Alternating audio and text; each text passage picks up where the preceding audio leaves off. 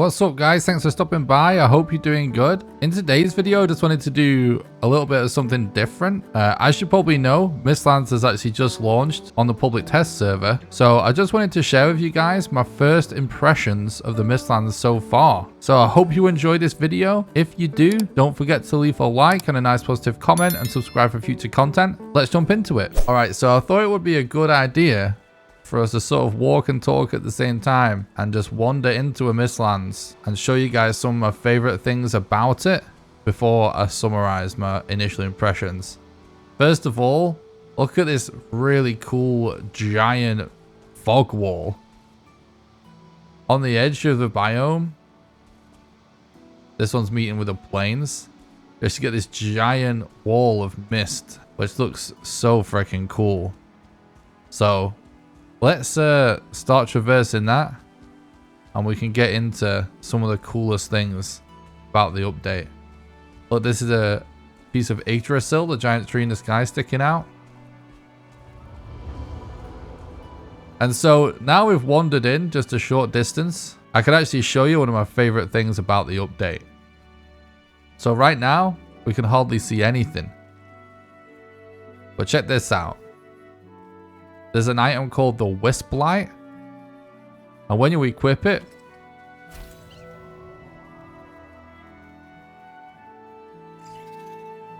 it clears the mist around your character. And I just think this looks so cool.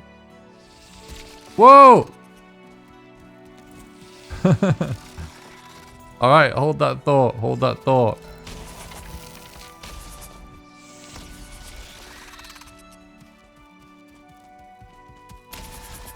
Yeah, so as you can see, the locals aren't too friendly.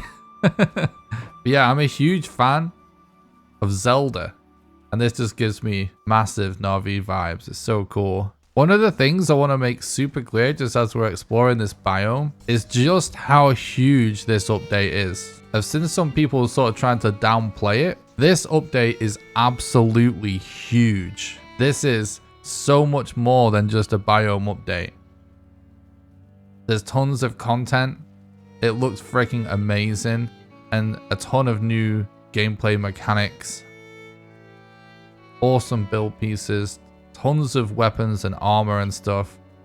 This update is huge.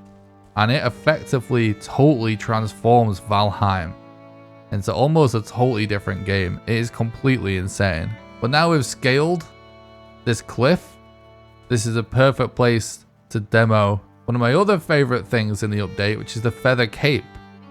This is a cape that reduces your fall speed and completely removes fall damage. So no more Vikings with glass ankles. Check this out.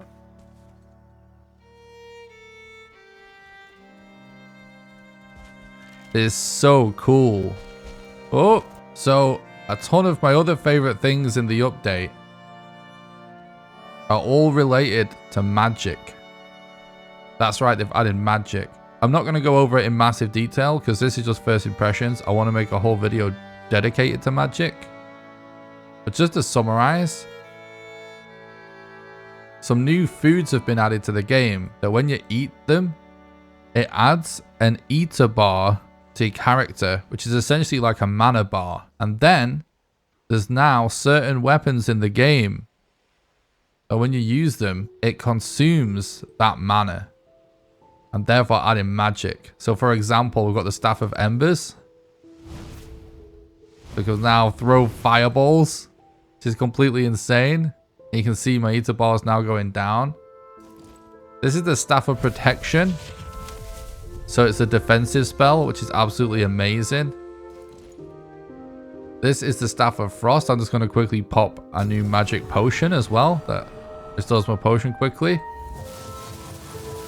And we're now shooting icicles across the world. It's completely insane.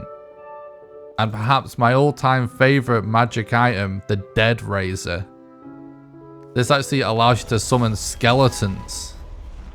And if you level it up, you actually can summon 2 skeletons. So this actually consumes both health and magic. And now you have 2 skeletal warriors to help you in battle. And it is actually super useful. A couple of other things just to whiz through real quick. The bile bomb is a new bomb that is actually fire-based, which is completely insane. I absolutely love that. This new spear is actually really cool as well. The secondary attack on it is actually a lightning attack, which is awesome. You can also now craft this lantern, which is powered by a Surtling core. So this basically replaces the torch. And it never runs out. So no more constantly crafting torches to explore. Or having to replace your helmet all the time. You can just have this instead. So to show you some of my other favorites before I summarize my first impressions, I wanted to show you the Infested Mine. This is one of the coolest additions to Mistlands as well. This dungeon is so detailed, it's crazy. This crazy hammer is gonna be a fan favorite, I guarantee. It's like a replacement to the iron sledge or the stag breaker, but it is crazy looking.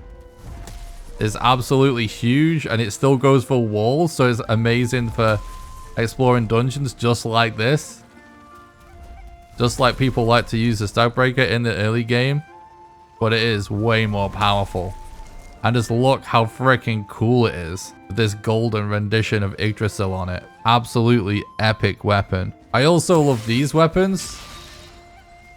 Actually really high DPS for anyone that used to like to play DPS builds in any MMOs or anything. It's called the Skull and Hattie. Basically like a dagger and a little sickle. It's really good for like some of these little enemies with less HP that you just want to get rid of quickly. So we've got some enemies behind some barriers here, so we can do this classic attack. We go through walls, just like in the other dungeons.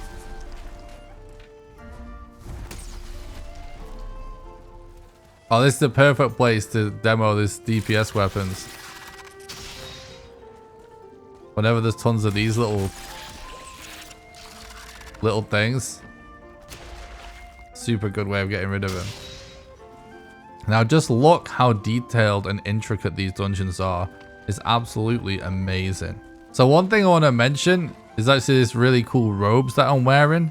These robes actually buff our magic regen, which is also the same thing that the ability from the new boss does. So when you consume magic, which I'll do in just a second,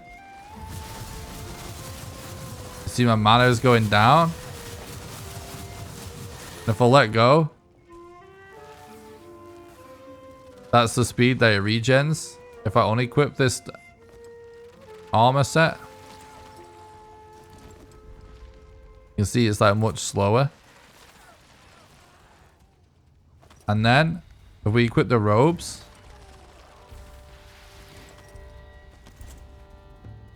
and we pop the ability, you can see how it's like really fast.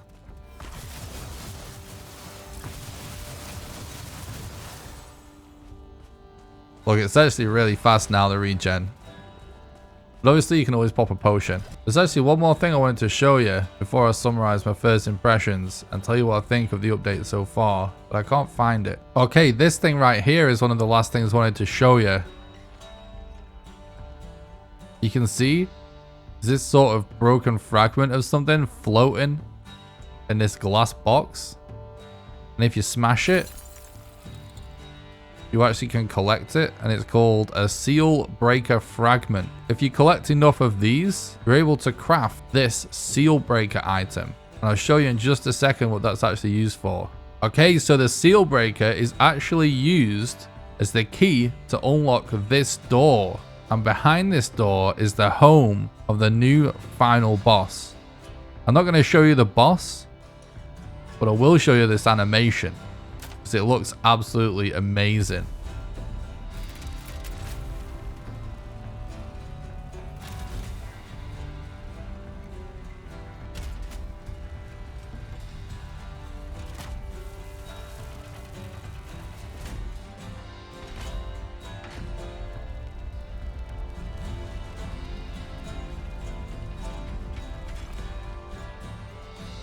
so cool. Anyway, those are some of my favorite things. I really love this mechanic with the seal breaker. I love the idea that accessing the Mistlands boss requires a key and that you have to grind dungeons to find the parts to craft it. I think that is such a cool idea. So to summarize my final thoughts on Mistlands, I think Mistlands is absolutely amazing. In fact, my first impression of this is that I think it might be the single best update I've ever experienced in any video game. Maybe this is just a honeymoon period,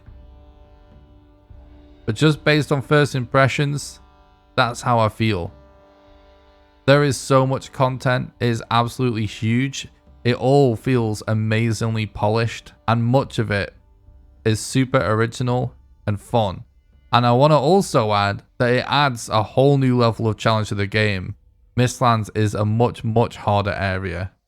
And so people that have wanted a larger challenge for the game are going to be super happy with this. The stuff I covered in this video was just some of my personal favorites based on my first impressions. And just so this video isn't all just positives, the only real negative I can think of about Mistlands that I guess I'm still sort of unsure about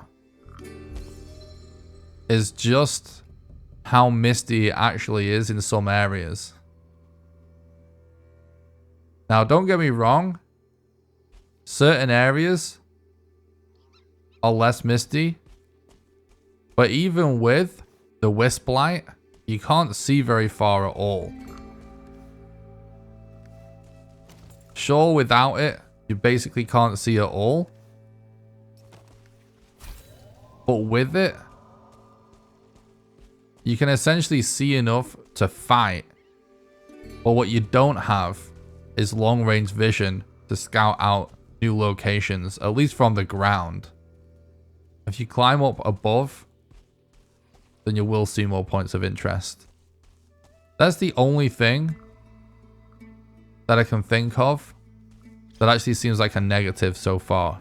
Anyway, guys, that's just about going to do it for this video. I hope you enjoyed it or found it informative. If you did, don't forget to leave a like and a nice positive comment, and subscribe if you haven't already. You can catch me live on this very YouTube channel or live on Twitch at twitch.tv/nickrawcliffe. If you want to support the content financially and help keep the dream alive, then you can do so on Patreon at patreon.com/nickrawcliffe. You can follow me on social media and join my Discord at the links below. And until next time, have a good one.